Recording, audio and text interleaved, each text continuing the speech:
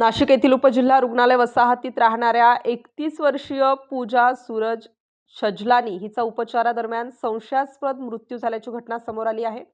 या प्रकरणी मृत्यू संशयास्पद असल्याचा आरोप करत तिच्या नातेवाईकांनी कळवण पोलीस ठाण्यात तक्रार दाखल केली आहे। पूजा छजलानी हिला प्रकृती बिघडल्याने रुग्णालयात दाखल करण्यात आलं होतं, मात्र उपचार सुरू असतानाच तिचा मृत्यू झाला।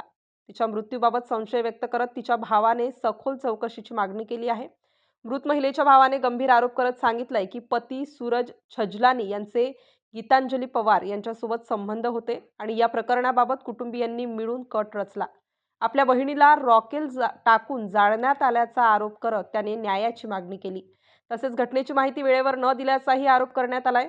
या प्रकरणी पती सूरज हरिश्चंद्र छजलानी, सासू शांताबाई हरिश्चंद्र छजलानी, नणंद योगिता हरिश्चंद्र छजलानी आणि गीतांजली धीरज पवार यांच्या विरुद्ध कळवण पोलीस ठाण्यात गुन्हा दाखल करण्यात आला आहे।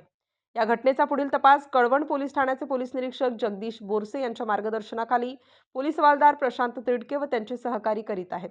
दरम्यान या घटनेमुळे परिसरात हळहळ व्यक्त होत असून संबंधित आरोपींवर कठोर कारवाई करण्याची मागणी नागरिकांकडून करण्यात येत आहे। Star news bureau, Nashik.